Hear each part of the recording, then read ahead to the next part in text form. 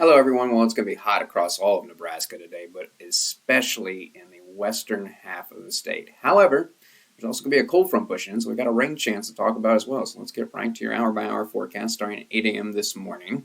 Completely dry, but notice more cloud cover in the western half of the state than the eastern half of the state. And that's mainly where the rain is going to be today. So it's going to take some time. Like all of the morning hours are going to be dry. The earliest I think we could start to see a few showers and storms pop up is about 2 o'clock this afternoon in the Panhandle. And what we're going to have to watch out for during the afternoon today is so hot, just enough ingredients present where we could get a couple of storms to be severe and produce some damaging wind and hail during the afternoon hours. For most, I think the hottest part of the day is going to be 4 o'clock this afternoon, and man, oh man, is it going to be hot. Look at this, 102 in North Platte, 100 in Mullen, 103 in Valentine. Now, that 86 in Scottsbluff, that's assuming there's some rain-cooled air around, which there is a decent chance of by the late afternoon. However, I do want to mention that I do think there's a very good chance before the rain moves in, we'll top out in the upper 90s in Scottsbluff.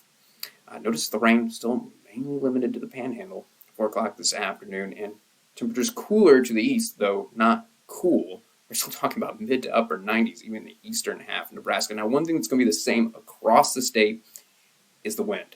Wind gusts 30 to 35 miles per hour no matter where you are. So a windy afternoon expected.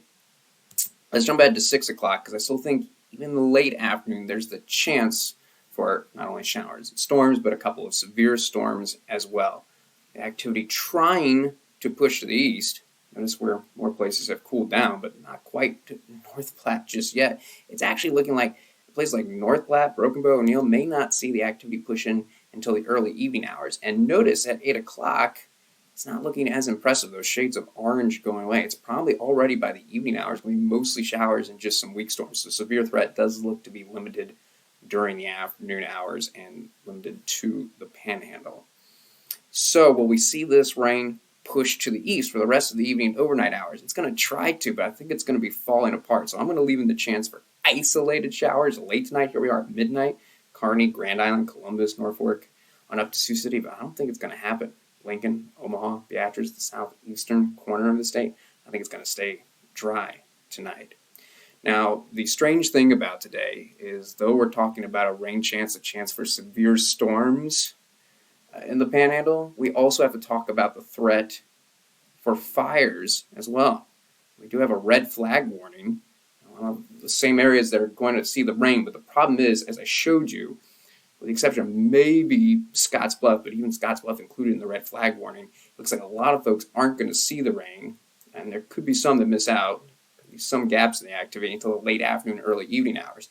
And I showed you those temperatures, triple digits. The humidity actually not very high anywhere in the state today. Actually looking pretty low, though, in this red flag warning. Also windy across the state. So the ingredients are there with those hot temperatures, the low humidity, the windy conditions for brush fires to start and spread easily. And what unfortunately could happen today is if a lightning strike occurs away from the rain, it could actually be a lightning strike that triggers a brush fire. So that's something we're going to have to watch out for in the west central part of the state today. Some brush fires possibly breaking out, and to limit that, hopefully it won't happen, but we want to make sure, with conditions so ripe, these brush fires break out, is we want to avoid any outdoor burning today. This red flag warning in effect from noon to 9 o'clock. Still got to talk about tomorrow, though, because the front not clearing us. In fact, it looks like it's going to stall out somewhere in central Nebraska. So here we are, 8 a.m. tomorrow morning. We're talking about isolated showers in the central part of the state. Could very likely still be dry in the Lincoln, Omaha area and drying out in the Panhandle as well. So let's jump ahead into the afternoon and notice it's basically hanging out in the same places. And we're still talking about just isolated showers. Even mid-afternoon, it looks like the rain is going to mainly be in the same places. Notice starting to expand, starting to see a little bit more activity. I think as we get into the mid-afternoon, we'll finally bring in a rain chance for the Lincoln and Omaha area. It might actually see some non-severe storms pop up in the Panhandle again. As far as the winds and temperatures go, you can see where the front has cleared. Look at those temperatures in the 80s up to the north and west. But for most in central and eastern Nebraska, We're looking at temperatures low to mid 90s with more humidity tomorrow, so I do think it's actually going to feel hotter than today. Winds. So for central and west Nebraska, where the front has cleared and where it stalled out, just breezy. But in eastern Nebraska, Lincoln, Omaha, once again looking windy. Gusts 30, 35 miles per hour.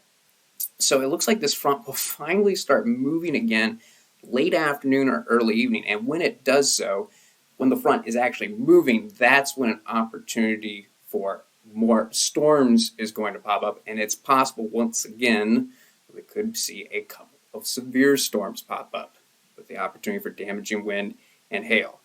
Still some uncertainty, though, in when exactly the front starts moving again and where it ultimately is going to stall out tonight. So look for an update on this tomorrow morning.